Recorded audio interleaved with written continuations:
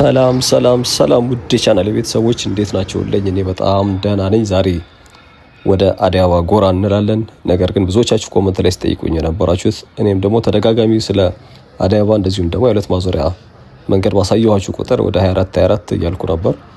በርካታ ሰው እንግዲህ 24 ለምንድን ነው ማታሳየን 10 ስሙን ጠቅሳለ እያሉ እንደውም ቅሬታ የሚያቀርቡብኝ ነበሩ። ምናልባት የሰፈሩ ሰዎች ሊሆኑ ይችላሉ። እንደምትመለከቱት ሃይላይት ላይ ወደ ከመገናኛ ጀምረን ወደ አዲስ አበባ ስቴዲየም እንገባለን። ምናልባት አዲስ አበባ አልቆ ስራ ሲጀምር ምናልባት ወይም ደግሞ ጨዋታ ሲጀምሩ ባጭሩ በእግራችሁ እንዴት ነው ከመገናኛ ወክ አርጋችሁ አዲስ አበባ የምትገቡት የሚለውን አሳያችኋለሁ። ይሄ የምትመለከቱት ጥቁር ሞል እንግዲህ መገናኛ ዘፍመሽ አጠገብ ኦልሬዲ እየተጠናቀቀ የሚገኘው ህንፃ ነው። እዛ ፊት ለፊት ደግሞ አዲስ ተርሚናል የተሰራ አለ። በተለይ ወደ ሜክሲኮ የሚጭኑ ታክሲዎች ማለት ነው። እንግዲህ እዚህ አካባቢ ደግሞ ይሄ የምትመለከቱት ቦታ በዚህ በቦሌ ክፍለ ከተማ ከተሰሩ የኮሪደር ቦታዎች እንደዚሁም የታክሲ ተርሚናሎች አንዱ ይሄ ቦታ ነው። አሁን የምንገኘው ደራርቱ መገናኛ ደራርቱ ህንፃ ጋር ያለ ነው። እንግዲህ አዳዲስ ቤተሰቦች አብራችሁ ሰብስክራይብ በማድረግ ተቀላቀሉን። ነባር ቤተሰቦችም ሀሳብ አስተያየታችሁን አስቀምጡ። እንደዚሁም ደግሞ ላይክ በማድረግ ቪዲዮውን ጀምሩት። በቀጥታ የሚገርም ሰፈር አስጎበኛችኋለሁ። ከዛ ባሻገር ባጭሩ ከመገናኛ ተነስተን በትንሽ ርቀት ወክ እያደረግን ወደ አዲስ አበባ ስቴዲየም እንገባለን። በርካታ ነገሮችም እዚህ አካባቢ ያሉ እነሱንም ማስጎበኛችሁ ይሆናል። ከእናንተ የሚጠበቀው እስከ መጨረሻው ድረስ አብራችሁ መቆየት ነው። እንግዲህ እነዚህ የምትመለከቷቸው ታክሲዎች ወደ 24 የሚባለው ሰፈር የሚጭኑ አንዳንዶቹም ደግሞ ወደ ቀጥታ ወደ ቦሌ ኤድና ሞል የሚጭኑ ናቸው። በአቋራጭ አድርገው ማለት ነው። በዚህ በ24 አድርገው በአዲስ አበባ ስቴዲየም በቀጥታ ወደ ቦሌ መድኃኔዓለም የሚወስዱ ናቸው። እዚህ ፊት ለፊታችን እንደምትመለከቱት መገናኛ በቅርቡ የተረከቡት የዚህ 40/60 ኮንዶሚኒየሞች አሉ። ትልልቆቹ እንግዲህ ሰማይ ጠቀስ ህንፃዎች ናቸው ወይም ደግሞ ኮንዶሚኒየም ቤቶች ናቸው። እዚህ ጋር ደግሞ የፓርኪንግ ስፍራ የተሰራ አለ። ከዚህ በፊት ምናልባት የምታውቁት ካላችሁ እነዚህ የመዝናኛ ቤቶች፣ ስጋ ቤቶች በርከት ያሉ ነበሩ። ከዛ ባሻገር ደግሞ ያው እዚህ ደራርቱ አጠገብ እንደሚታወቀው ውልና ማስረጃ እንደዚሁም ደግሞ የተለያዩ የጽህፈት ቤቶች ስላሉ ኮፒ የሚያደርጉ በርከት ያሉ ተቋማቶች ነበሩ። ይሄ የምታዩት ደግሞ ውሃና ፍሳሽ ነው። መገናኛ ቅርንጫፍ ማለት ነው። የአዲስ አበባ ውሃና ፍሳሽ የመገናኛው ቅርንጫፍ ነው። ከሱ አለፍ እንዳላችሁ ደግሞ የኢትዮጵያ የፌዴራል የገቢዎች ሚኒስቴር አለ። እንግዲህ በዚህኛው በኩል በጀርባን በኩል በዚህ በመገናኛ ወደ ቦሌ በሚወስዱ አቅጣጫም በር እንዳለው ይታወቃል። በሁለት በኩል በር አለው። ይሄ የፌዴራል ቤቶች የፌዴራል ገቢዎች ሚኒስቴር። እንግዲህ ሌላ ደግሞ ሻገር ካላችሁ የግል ሰራተኞች ዋስትና አለ። ዋናው መስሪያ ቤትም ከዚህ ህንፃ በስተጀርባ ምናልባት ጽሁፉ ካልታያችሁ አላውቅም፣ በሰማያዊ ጽሁፍ የሚታየው እሱ ነው። ምናልባት የተለያየ ቅሬታ ያላቸው የመንግስት ነክ ያልሆኑ የግል ሰራተኞች ማህበራዊ ዋስትና ዋናው መስሪያ ቤት ያስገነባው ህንፃ እዛ በኩል ነው የሚገኘው። እኛ ደግሞ በቀጥታ ወደዚህም ሳንታጠፍ ወደዚህም ሳንል በቀጥታ ከዚህ ተነስተን አዲስ አበባ እንዴት መግባት እንደሚችል ማስጎበኛችሁ ይሆናል። እዚህ ጋር ሌላው እንግዲህ አዲስ የተከፈተ ቸርች አለ። የነጭ የምትመለከቱት ማለት ነው። ከዚህ በፊት እኔ እስከማውቀው ድረስ በጣም ውሃ ይዝ ስለነበር ለኮንዶሚኒየም መስሪያ ተብሎ ተቆፍሮ ከፍተኛ ውሃ ይዝ ስለነበር ሳይሰራበት የቀረ ቦታ ነው የነበረው። አሁን ላይ በዚህ በኩል የሆነች ቸርች አዲስ ተከፍታለች። መስጊዶችም አሉ በነገራችን ላይ። ከዚህ ባሻገር በስተጀርባ በኩል የቆየ አንድ መስጊድ አለ። እዚህ 24 አካባቢ የሚገኘው መስጊድ በስተጀርባ በኩል ይገኛል። ወረድ ስንል ደግሞ በተለይ ወደ 24 ታክሲ ተራ አካባቢ ስንቃረብ በቅርብ የተሰራ ዛም አካባቢ በተለይ በቀድሞ ከንቲባ በኢንጂነር ታከለ ኡማ ዘመን የተሰጠ አንድ ቸርች እንዳለ ይታወቃል። የዚህ አርሴማ የሚባለው ቤተክርስቲያን አለ። እንግዲህ እዚህ ሰፈር በጣም በተለይ ደግሞ ለነዋሪ በጣም ምቹ የሆነ እንደምታውቁት ደግሞ መሀል ከተማ ላይ የሚገኝ ሰፈር ነው። እስከ መጨረሻው አብራችሁ ይሁኑ፣ በደንብ አስጎበኛችኋለሁ። እንግዲህ ወደ አጫጭር እንደ አቋራጭ መንገድም በመሆን ያገለግላል። በተለይ ከዚህ ወደ ገርጂ የሚወስድ አንድ መስመር አለ። ከዛ ባሻገር ደግሞ በቀጥታ ወደ 4 ኪሎ ወይ ደግሞ በለም ሆቴል አድርጋችሁ በቀጥታ ወደ መገናኛ የካ ሚካኤል የሚያገናኘው መስመር ከመገናኛ ተነስታችሁ ወደ 4 ኪሎ ወደ 6 ኪሎ የሚወስደው መስመር የሚያስይዝ ቀጥታ አንድ መንገድ አለ። እሱን ማስጎበኛችኋለሁ። ወረድ ስንል ደግሞ በተመሳሳይ ከዚህ በፊት ስጠቁማችሁ ወደ ነበሩት ከሁለት ማዞሪያ ወደ አውራሪስ ሆቴል አካባቢ የሚያሻግር መንገድም በዚሁ መስቀለኛ መንገዶች አሉ። 2 መንገዶች እናገኛለን። እንግዲህ እዚህ አካባቢ የመንግስት ትልቅ ተቋማቶችም አሉ። እንዳየነው አይነት ትምህርት ቤቶች አሉ። በጣም ደግሞ የግል ትልልቅ ትምህርት ቤቶች ይጨምራሉ። ያው አዲስ አበባ ውስጥ አሉ ከሚባሉ በጣም ውድም እንደዚሁም ደግሞ ደረጃቸው የጠበቁ ትምህርት ቤቶች ውስጥ አንዱ ጊብሰን ነው። ጊብሰን እዚህም አለ። ከዚህ በፊት ያው ምናልባት ሰፈሩ በደንብ የምታውቁት ሰዎች ስኩል ኦፍ ቱሞሮ ነበር እዚህ መደዳ ላይ። እሱ አሁን በጊብሰን ስር ተካቷል፣ ቦታው ማለት ነው። ጊብሰን ትምህርት ቤት ቅርንጫፍ ሆኗል፣ እንደ ተሸጠ ነው የሰማሁት። ሰፊ ትምህርት ቤት አለ እዛም አካባቢ። እንግዲህ ቀበሌም ነበር፣ እሱም አሁን ትምህርት ቤት ተከፍቶበታል። አሁን ቀበሌዎች የሉም እንደምታውቁት፣ ቀበሌና ወረዳዎች አንድ ላይ ስለሆኑ ቀበሌው ቀርቷል። እሱም የተከፈተበት አዲስ ትምህርት ቤት በተመሳሳይ ማሳያችሁ ይሆናል። እንግዲህ ሰፈሩ ከዚህ በፊት ከአዲስ አበባ ስቴዲየም ጋር ስንመለከት አዋሳኝ ስፍራዎች ላይ ምን እንደሚገኙ ከዚህ በፊት ምን ይመስል እንደነበር ስጠቁማችሁ፣ እንግዲህ ድሮ ላይ በተለይ እነዚህ ከሶማሊያ ክልል ከጋምቤላ ክልል የሚመጡ በርካታ ወጣቶች እዚህ አካባቢ ይኖሩ ነበር። አዲስ አበባ ስቴዲየምም በብዛት ኳስ ከሚጫወቱባቸው ወጣቶች መካከል እነዚህ ወጣቶች ይገኙበት እንደነበር የአዲስ አበባ ስቴዲየም ስንመለከት ነገራችሁ ነበር። ዛሬም አዲስ አበባ እንግዲህ ስለምንገባ እንደዚሁም ደግሞ እሱንም ስለምናይ ሰፈሩ እስኪ ከዚህ እንጀምርና፣ በነገራችን ላይ ያው ኦልሬዲ ሰው ስለገባ ሞቅ እያለ ነው የሚገኘው። ከዚህ በፊት ትንሽ ሰው ከመግባቱ በፊት ቀዝቀዝ ያለ ነው የነበረው።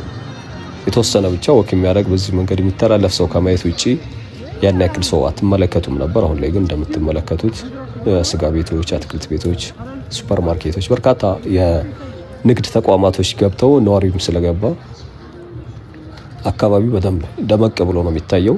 ከዛ ባሻገር እንግዲህ ከነዚህ ከምናያቸው ህንጻዎች በስተጀርባ ደግሞ በርካታ ኮሌጆች ይገኛሉ። አድማስ ዩኒቨርሲቲም እዚሁ አለው፣ መገናኛ ካምፓስ እዚሁ አቅራቢያ ከበስተጀርባ በኩል እነ ጌጅ ኮሌጅ የመሳሰሉ ትልልቅ የትምህርት ተቋማቶችም ይገኛሉ። ሆቴሎችም አሉ በተመሳሳይ። እንግዲህ በርካታ ነዋሪም ስለሚገኝበት እንደዚሁም ደግሞ የህግ አማካሪ ቤቶችም አሉ። የተለወረ እነሱንም የማስመለከታችሁ ይሆናል። እንግዲህ ሰፈሩ በደንብ አሁን ላይ በደንብ እየሞቀ የሚገኝ ሰፈር ነው የሆነው። እንግዲህ አዲስ አበባ ስቴዲየም በቅርቡ ነበር የተመለከትነው። ግን ይሄኛው በርከት ያላችሁ ቤተሰቦች ተጠይቁኝ ነበር። እስኪ ዛሬ በዚሁ እንለፍ በሚል እንግዲህ ለዛ ነው ወደዚህ የተገኘ ነው። ልክ መሪ የምትመለከቷቸው አይነት መሪ 40/60 ምናው ከለራቸው ይቀየራል እንጂ እንደዚህ አይነት ቤቶች በርካታ ኮንዶሚኒየሞች አሉ። ከዛ ባሻገር እዚሁ አቅራቢያ እዚህ ዩኒቲ ጋር ገርጂ ማለት ነው፣ ገርጂ ማርያም አካባቢ በተመሳሳይ በርካታ ቤቶች አሉ።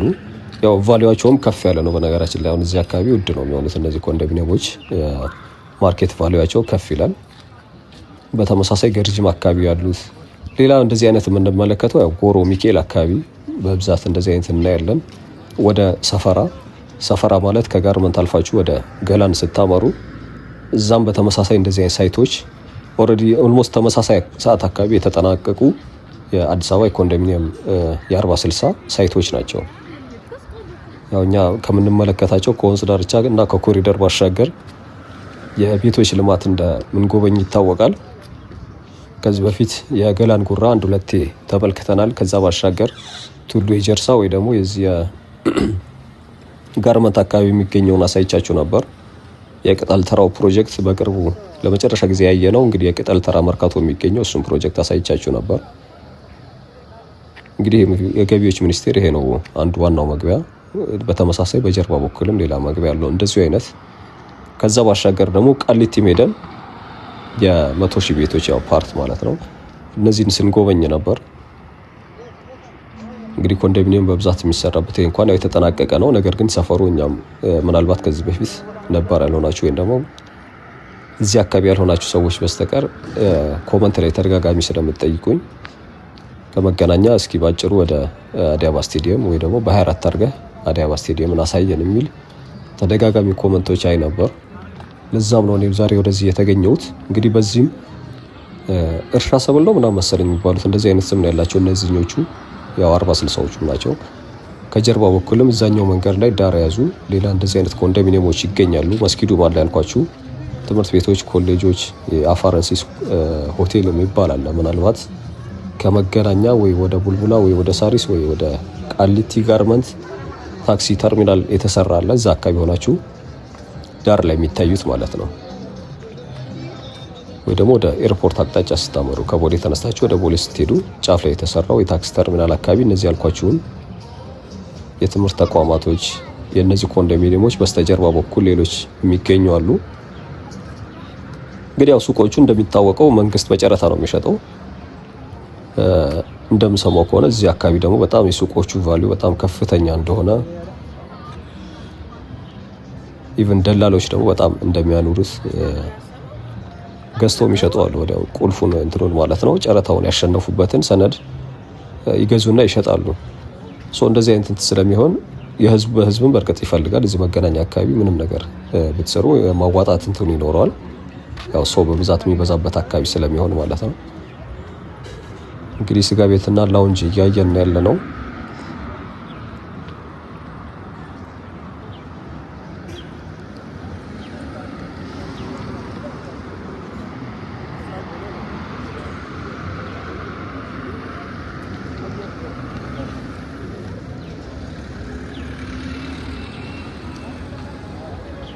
እንግዲህ ከዚህ ወረድ እንዳልን ወደ መስቀለኛው መንገድ እንጠጋለን። እንደዚህ ኮንዶሚኒየሞችን እንደጨረስን እዛ ከመድረሳችን በፊት የህግ አማካሪ ቤቶች ወይም ደግሞ ቢሮዎች እንደዚሁም ደግሞ የእንግዳ ማረፊያ ቤቶች እንመለከታለን። መስቀለኛው ወደ ቀኙ ወደ ለም ሆቴል ማለት የድሮ ስሙ ነው። አሁን ለም ሆቴል የሚባል የለም። ድልድይ አለች ከመስቀል አደባባይ በቀጥታ ወደ መገናኛ ስታመሩ ኃይለት ማዞሪያ እንዳለፋችሁ ድልድይ ያለ አየር ላይ መኪኖች የሚያልፉበት ማለት ነው። ወደ ቀጥታ እነሱን ወደ የካ ሚካኤል ወይ ደግሞ ወደ ሾላ ገበያ ነው የሚያሻግራችሁ። ስለዚህ አንድ ሰው ግራው ደግሞ በቀጥታ ከገርጂ የሚመጣ ነው። ከገርጂ መጣችሁ በቀጥታ ወይ መገናኛ እንደዚህ ሜዳ ይጠበቅባችሁም። በዚህ በቶቶት ወይ ደግሞ በአንበሳ ጋራዥ አድርጋችሁ ይሄኛውን መንገድ አሁን የምንደርስበት መስቀለኛው መንገድ ተሻግራችሁ በቀጥታ የለም ሆቴልን ድልድይ ተሻግሮ ወደ 4 ኪሎ የሚሆን 6 ኪሎ ባጭሩ የምትሄዱበት ያው በተለይ ለሹፌሮች እንኳን እዚህ እንኳን ያውቁታል። ምናልባት ግን አንዳንድ በቅርብ ወይ ከተማውን በደንብ የማያውቅ ሰው ካለ ሊጠቅመው ይችላል።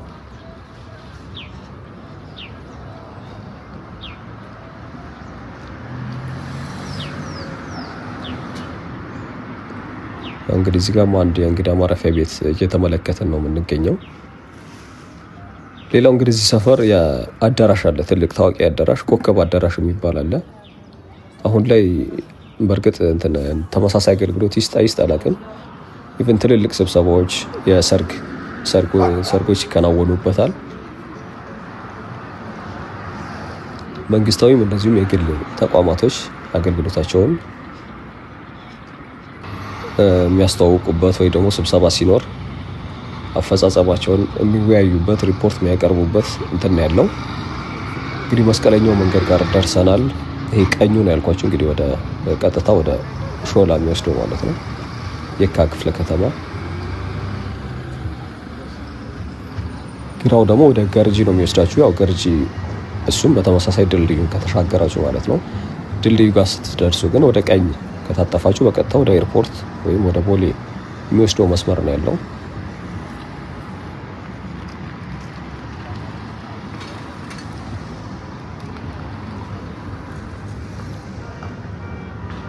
እንግዲህ እዚህም በርካታ ባንኮች አሉ፣ ማይክሮ ፋይናንስ ተቋማቶች ይገኛሉ።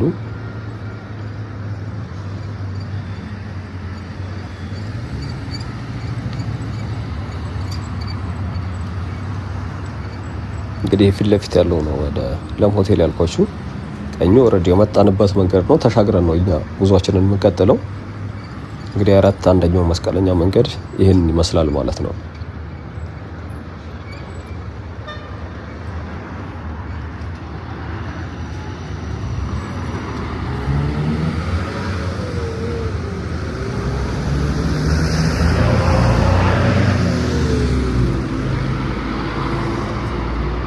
እንግዲህ ፊት ለፊት ወደ አንበሳ ጋራዥ ነው የሚወስዳችሁ ወይም ደግሞ ቶቶት የሚባለው አካባቢ ማለት ነው። ቶቶት የባህል ማዕከል እንዳለ ይታወቃል። አዲስ አበባ ውስጥ አሉ ከሚባሉ የባህል ምግብ ቤቶች፣ ሬስቶራንቶች ውስጥ አንዱ እሱ ነው። ትልልቅ የውጭ እንግዶችም ሲመጡ እዛ እንደሚገኙ ወይም ደግሞ ቪዲዮ ምናልባት ተመልክታችሁ ይሆናል። አሁን ተሻግረናል። ቀበሌው የነበረበት ቦታ ደርሰናል። ኦልሬዲ ይሄ የምትመለከቱት ነጩ እኔ በነገራችን ላይ አሁን ለመጀመሪያ ጊዜ ነው ያየሁት። ቆይቻለሁ ይሄን ሰፈር ወደዚህ ከመጣሁ። ቀበሌ እያለ ነበር ማውቀው፣ ግን አዲስ ትምህርት ቤት ተከፍቶ አይቻለሁኝ። በነገራችን ላይ ከዚሁ በስተጀርባ ሌላ አንድ የመንግስት ትምህርት ቤት አለ። ይሄ ሁለተኛው ነው ማለት ነው። ምናልባት ያኛው ፈርሶ ከሆነ አላውቅም፣ ግን ስሙ ይለያያል። ስለዚህ ሁለተኛ ኤሌመንተሪ ትምህርት ቤት ተከፍቷል ማለት ነው እዚህ ቀበሌው በነበረበት ስፍራ። እዛ ቀኝ በኩል ደግሞ የምትመለከቱት ጊብሰን ትምህርት ቤት ነው። ያው አሁን ምናልባት ድሮ የምታውቁት ሰዎች ካላችሁ ደግሞ ስኩል ኦፍ ቱሞሮ የነበረበት ማለት ነው።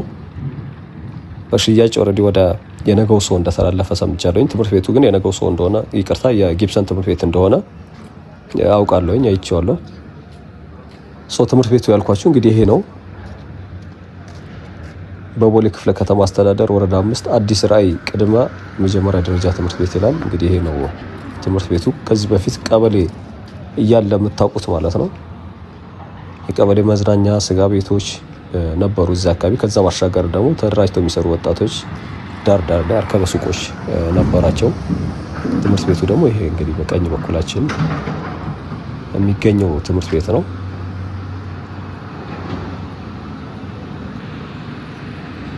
በነገራችን ላይ አሁን ከዚሁ ከአዲሱ ስቴዲየም ጋር ተያይዞ እዚህ ሰፈር በርካታ ቤቶች የሚፈርሱ ይኖራሉ። በተለይ ወደ ታች አካባቢ ስንወርድ ይሄ ባቡር ሰፈር የሚባለው ሰፈር እንደፈረሰ ይታወቃል። እኔም ከዚህ በፊት ከኢምፔሪያል ወደ ቺቺኒያ ያለውን ኮሪደር ሳሳያችሁ ያ ሰፈር እንደፈረሰ ጎብኝተን ነበር። ከዛ ባሻገር ከበስተጀርባ የሚገኘው ወይም ደግሞ እዚህ 24 ለስቴዲየሙ አቅራቢያ የሚገኙ ሰፈሮች ማለት ነው እንደሚፈርሱ በቅርቡ ሰምቻለሁኝ።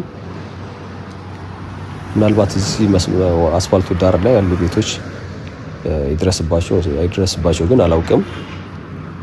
ነገር ግን ያው ያ ሰፈር እንደሚፈርስ ሰምቻለሁ። ትምህርት ቤቱ ያው ይሄ ነው። እንግዲህ የመጣንበት መንገድ ደግሞ እስካሁን ድረስ የሸፈነው ይሄንን ይመስላል። ተሻግረን ደግሞ ወደ ታክሲ ተራው እናመራለን።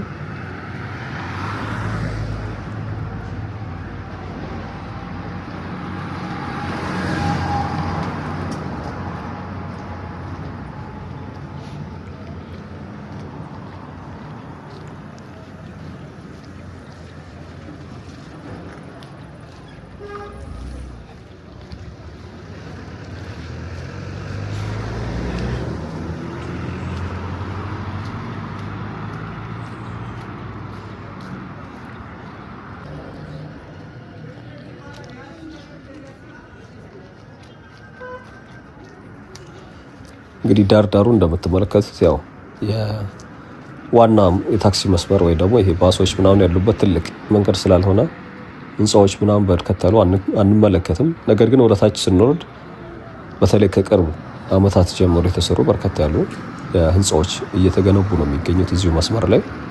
ከዛ ባሻገር ግን ያው ሰፈር ላይ እንዳሉ አይነት በርከት ያሉ ሱቆች አሉ። ሌላው እንግዲህ እንደምትመለከቱት ላዳዎች እዚህ አካባቢ በብዛት አሉ። እንደ ታክሲም አገልግሎት ይሰጣሉ። በነገራችን ላይ ከዚህ ተነስተው እስከ መገናኛ ድረስ ምንድነው ለቀማ የሚባለው ማለት ነው እንደዚህ አይነት አገልግሎት ይሰጣሉ። አንድ ቀን ታክሲ፣ አንድ ቀን እንትን ከታክሲዎቹ ጋር እየተፈራረቁ ማለት ነው።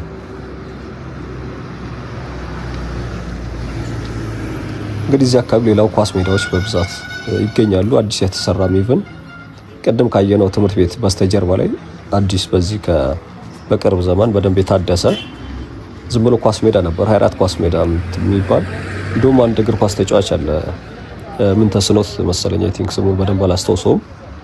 ከዚህ ሰፈር የወጣ እዚህ ጋር የሚገኘው ኳስ ሜዳ ላይ ተጫውቶ ያደገ ልጅ እንደሆነ ሰምቻለሁኝ።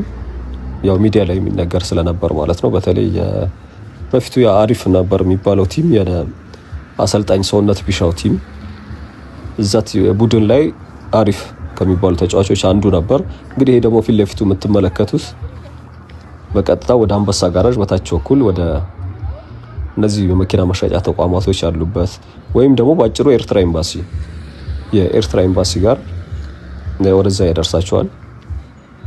ይሄኛው ፊት ለፊቱ ደግሞ ተቃራኒው አሁን እቺ ነጫው መኪና የምትዞርበት በቀጥታ ወደ ቅዱስ ገብርኤል ሆስፒታል ወይ ደግሞ አውራሪስ ይባላል እያልኩ የ22 ቦሌ መድኃኔዓለምን መንገድ ሳሳያችሁ የነበሩ ስፍራዎች በቀጥታ ወደዛ ያደርሳችኋል። ወይ ደግሞ 18 ቀበሌ ይባላል ያልኳቸው አካባቢ ማለት ነው። ከዚህ ተሻግረው እንግዲህ ወደ ስቴዲየሙ ነው ትንሽ ነች የቀረችን። ከነዚህ ከህንፃዎቹ አለፍ ብሎ ከኢምፔሪያል ወደ የአዲስ አበባ ስቴዲየም አጥር ያደርሰናል። እኛም እዛ እንገባለን በቀጥታ ወደዛው አድርገን እንግዲህ በብዛት ካሁን በኋላ ሊፈርሱ ይችላሉ ተነግሯቸዋል ያልኳችሁ ስፍራዎች ከነዚህ ከህንፃዎቹ በስተጀርባ የሚገኙ ቤቶች ናቸው። እነሱ ማለት ለስቴዲየሙ ቅርብ የሆኑ አስፋልቱ ሻገር ብሎ የሚገኙ ሰፈሮች ናቸው።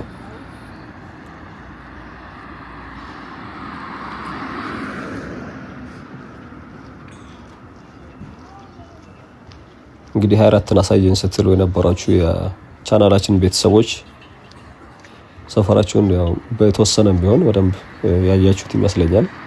ያው ለውጦች አሉት እውነት ለመናገር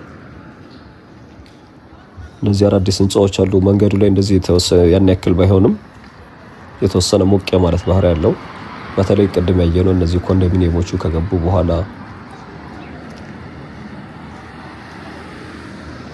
አካባቢው ላይ የተወሰነ ለውጦች ይታዩበታል። ህንጻዎቹን መሰራት ተጀምረዋል። እንደምትመለከቱት እነዚህ የምታዩቸው ህንጻዎች በሙሉ ከዚህ በፊት አልነበሩም።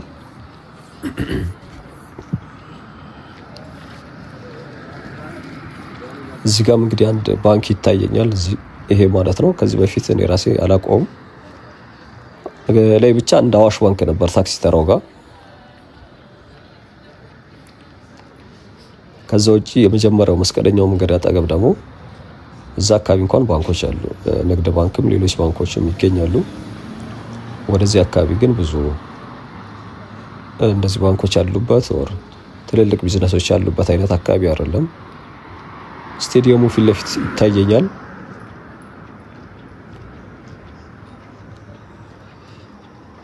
እንግዲህ ቀጥታ ወደ አስፋልቱ ጫፍ ስንደርስ በግራ በኩል ስፖርት አካዳሚውን እናያለን። ፊት ለፊት ቀኝ በኩል ደግሞ የስቴዲየሙ ነው። በመሃላቸው የሚያልፈው ወንዝ አለ። እሱን ሻገር እንዳልን ቀጥታ ወደ ስቴዲየሙ ግቢ ውስጥ ነው የምንገባው።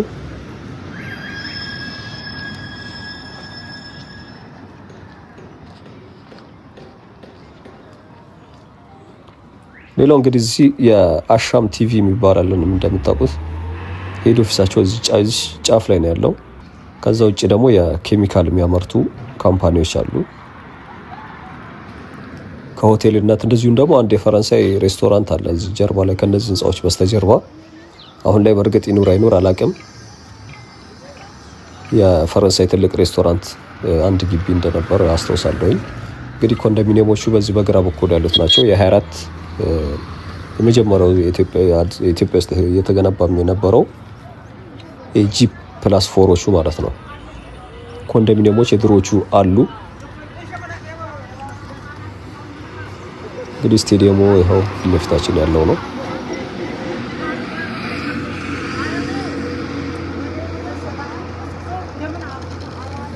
እንግዲህ እዚህ ጋር የመኪና ማጠቢያ ነበር፣ ሱቆች ነበሩ፣ ህንጻ መሳሪያ ነገራቶች ነበሩ። ይሄ የፈረሰው ቦታ ላይ ዋናው መስመር ይዞ ማለት ነው።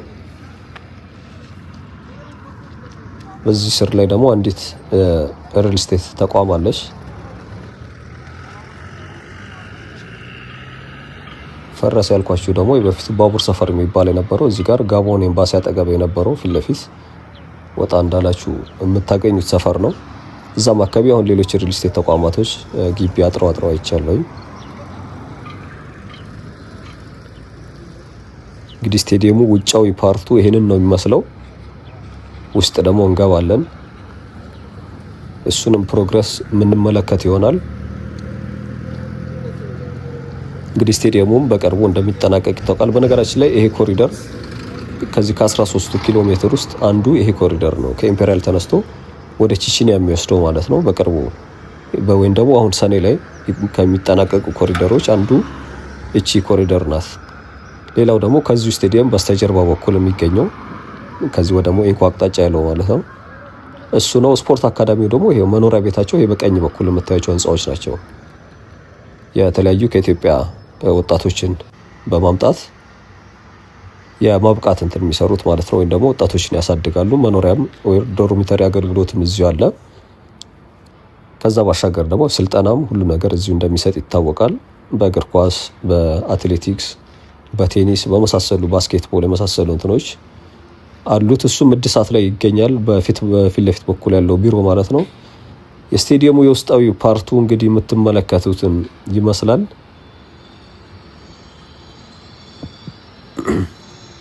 ወጣ ብዬ ደግሞ እስኪ የተወሰነ እዚሁ ሳሩ አካባቢ አስመለክታቸዋለሁኝ። እንግዲህ ካሁን በኋላ ስለ ስቴዲየሙ ይሄም በተያዘለት ጊዜ እንደሚጠናቀቅ ተገልጿል። በቅርቡም ስለዚህ ስቴዲየም ብዙ ነገር ብያቸዋለሁኝ። ያው 62000 ካፓሲቲ እንዳለው ውጫዊ ፓርቱም ከስቴዲየሙ ባሻገር 37 ሄክታር መሬት ላይ የሚሰራ ግዙፍ ፕሮጀክቶች የዚህ የፓርኪንግ ስፍራውን፣ የባስኬትቦል እንደዚሁም ደግሞ የትሬኒንግ ስፍራዎችን ጨምሮ በርከት ያሉ ስፍራዎች የግሪን ኤሪያ ጨምሮ እየተሰራ እንደሚገኝ እንደዚሁም የሳር ቦታው ወይም ደግሞ የፊፋ ሰርቲፊኬት አዋርድ እንዳገኘ ወይም ደግሞ ብቁ እንደሆነ ይሄም ማለት ዓለም አቀፍ ውድድሮችን ማስተናገድ እንደሚችል ከዚህ በፊት በነበረው ቪዲዮ የተነጋገርንበት ነው። እንግዲህ ውጫዊ ፓርቱ ኦልሬዲ ይሄም ጣራው በቅርቡ እንደሚለብስ ቻይና ሀገር እየተዘጋጀ እንደሆነም ስለሱም መረጃ ሰጥቻችሁ ነበር።